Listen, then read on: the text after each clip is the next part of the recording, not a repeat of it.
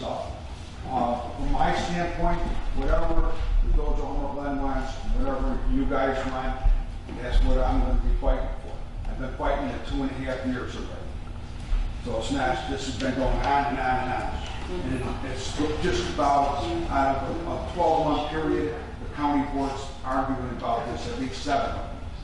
So this is a long-standing problem. So the county executive got all nervous at that last meeting when Sue came and the mayor came and they both spoke and they made people a little bit nervous, right? And we're not laughing at you. What happened? I think I'm in trouble. Is that what you're not me? No. She's our resident here. Yeah. Okay. You scared me, all right? All right, well, anyway, the road is actually going to go from Route 59 in Plainfield all the way to connect to 143rd and 355. They already built the bridge over the Slange River and it stopped, and it has 143rd Street written on the bridge. Just so you know, it's not a project that we're thinking about. The project ends at Cicero. So this project is going to be, in my mind, guess what, I really don't like it, because it's going to bring warehouses and trucks, because it's going to go from Route 59 to Cicero, and that's going to be a truck route. They're saying it's a minor arterial road. To me, it's an expressway. Well, we already, where I live, it's already 5 lanes, and we already have warehouses and trucks. So I live close to 355, so we already have that. Well, it's going you know, to as far as what the village maintains, which is most of that is in the village all the way down. That they can control by zoning. They don't want warehouses. They can control that by zoning. You know what's going to happen? There are people on the western end, and I'm not in favor of this thing still, just so you're aware, you know. But I'm not going to go. I'm supposed to represent all the people, and that's what I do. But when you start talking about the western end, they got all those ranches with that, farm animals. Well, they're not going to be able to keep those ranches with all the noise from the traffic. So what's going to happen? They're going to sell. Who's going to want to buy that other than warehouses? Because they're not big enough for subdivisions. So what's going to happen? That's why one of the things that, I'm not saying it's going to happen, but to me it's like the logical thing. Because there's an expressway right there, put up a warehouse, and they get on and off, and so they're going to be going. And it's going to happen to us anyway, a little bit, but they're going to put a light at Cream Road, at least that's what I was told, because that's an unsafe place. So we're going to get a light at Cream Road, and then in my mind, because I used to drive a truck, I'd get off at 355, and if I want to go east, to 294, because that's the idea for this thing. You can get off east to 294 or east to 57. It's going to Cicero. So 127th is Cicero, you can get on 294, and if you go up to last street, you can get on 57. So that connects everything. And I can understand why IDOT wants it, the state wants it, and why all the mayors and manager groups want it. But we have to worry about us, you know, and that's why I say I don't like it. But when they threw this other thing out, at any time, as you guys know, a board can overthrow what a prior board did, correct? You guys know that, right? Okay. Board A, we voted for something, you don't like it, you vote it out.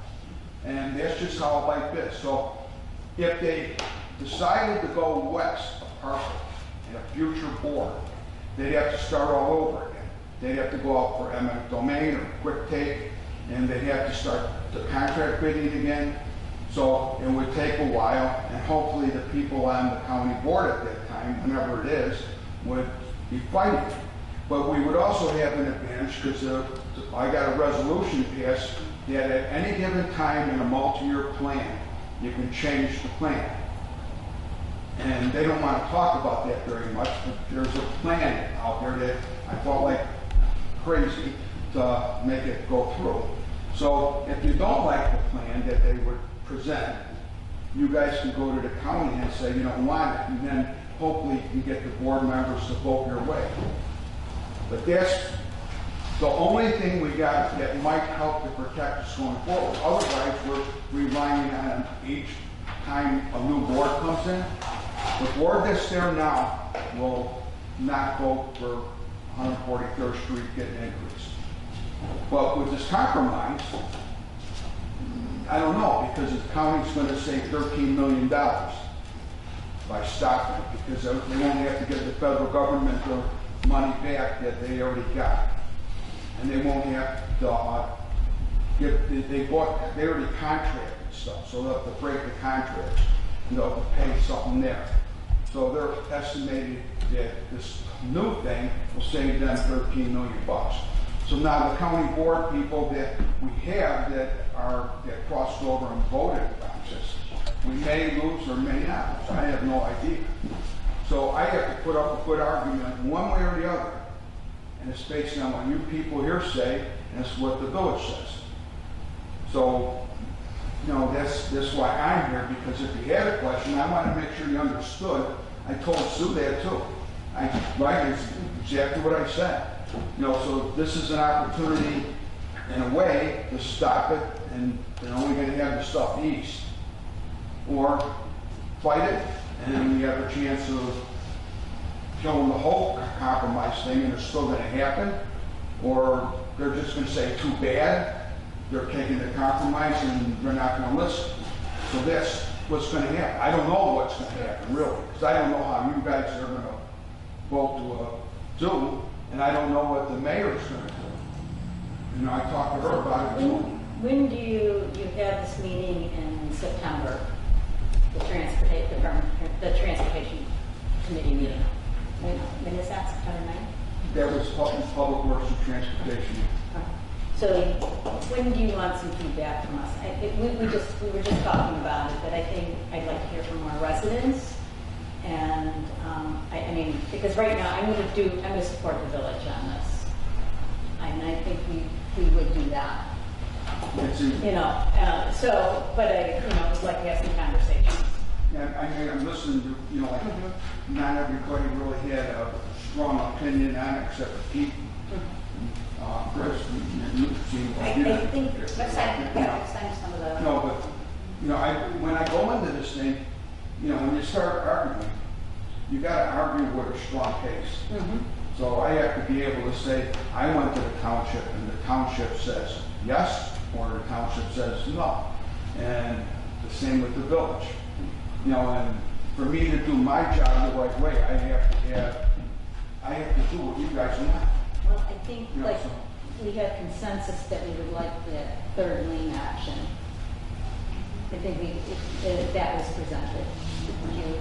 Even though John's not a trustee, but he represents highways. He lives there on 43rd Street. I think his opinion counts for a lot. You know, so, you know. Well, like I said, I think roads are built, you don't want to retroactively build roads because now there's issues, right? You would like to build the road for future use. And that's kind of the how you build roads, right? So, like I said, I have the 5-lane superhighway in front of my house, and I have the noise, and I have everything else, and I think I understand. We're in a unique situation though, because that 5-lane road was planned for the future. Right. And that future never materialized out here. Will County was a runaway, you know, the population growth. Homer Glen would have had 50,000 residents by now, and we're only at 25,000. That growth didn't materialize, so we're in a unique position because there were those forecasts made, and if they had built according to those forecasts when they were making them, like you're saying, you build for the future.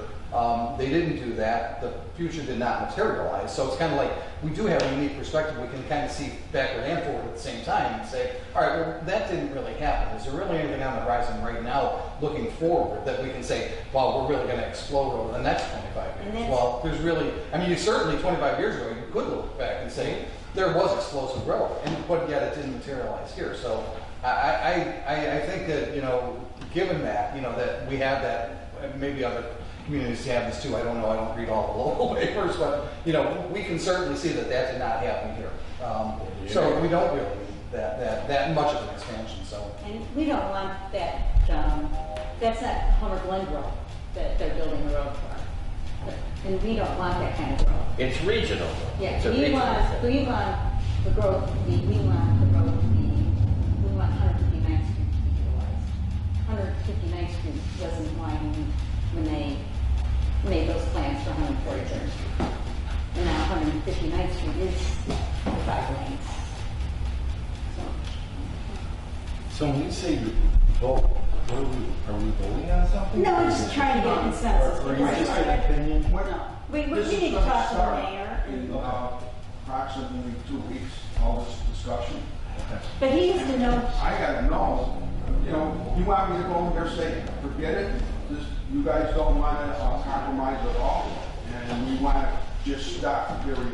And I gotta fight on it, and I gotta come up with the logical arguments, just like an attorney would have to, but I gotta come up myself with them. And I gotta use that to try to win. The other side, you say, well, this is a good option because it's like playing dice game. And you're going to lose the roll of the dice because how many more people are going to want to save that $13 million? I don't know.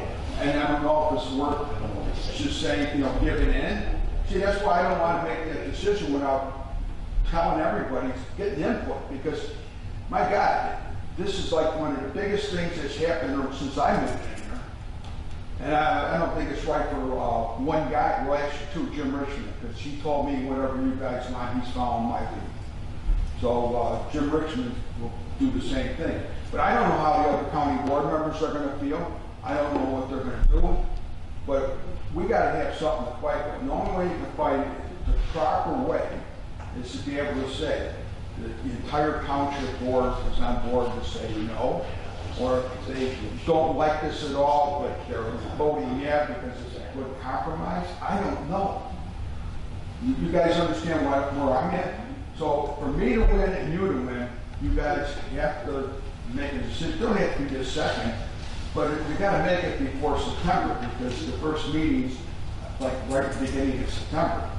And I got to already have my arguments made. So if you call me up. it's the same day as our meeting. I don't know if it's on Tuesday, the first meeting. Yeah, but ours is going to be on the Tuesday because of Labor Day, isn't it? Or, oh, no, it's still Monday. Oh, we're good. So our meeting will be the day It'll before be your the meeting. first Tuesday, whatever day that is Yeah, in September. September. But I need at least a week to come up with some time to come up with some arguments using the statutes and arguments using what they said in their own words. I don't know if you guys think you follow what I'm talking about? Yeah. So that's important because if you don't do that, then I got to just improvise, and I don't know how far I can go. You know, so I go, well, you know, this compromise is a good compromise, but we really don't want it. You know, something like that. Or do I go, we don't want it, period. We want the 3 lanes, and that's it. And we want the red light at green, and no other choice. That's, to me, that was what the best solution was. The 3 lanes where you could turn, and a red light at green. But that didn't happen, obviously. So now we're at a different quagmire, and we gotta work as a team more or less, and come up with an answer.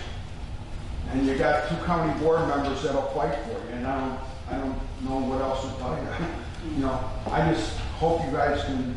I mean, I'm not saying you have a special meeting and talk about it, but you might want to talk to Sue one-on-one. That way you're not breaking the open meetings yet, and then she can find out how you feel, and then she can call me.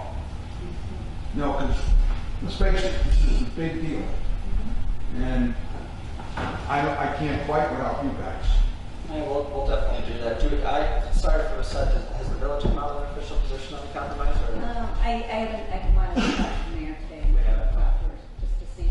So I just would like to encourage everybody to talk to, you know, your friends, and, you know, people that are in the village, because this really does affect, in my opinion, affects the character of our community greatly. And it also, and I've said this before, I think it can affect the economic development of 159th Street, because now you're going to drive all this traffic down on 43rd, because it would be the easier, fastest route to travel, instead of going down 159th Street. You guys are gonna be looking at walls instead of trees. Yeah. If anybody's seen the architectural plans, walls instead of trees. It's not going to be you know, it's gonna affect a lot of homes. So I just think we need to sound strong with whatever we say.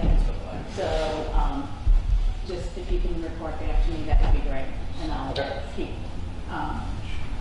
Ms. Raj. Steve, what time are those meetings, are they? 9 a.m. 9 a.m.? Yeah, and I'm not even sure if we'll be on the first Tuesday, because that's Public Works and Transportation. I'm on that committee. It could be on capital improvements, which is at 10 o'clock, and I'm on that committee. And then it could be on executive the following Thursday. So, because this covers every one of them, because it's already been at every one of them. So it's up to the speaker, Joe Van Dyne, to decide where to put it. Okay, let's move on to the Civic Center. Or anything else? No? Okay. Civic Center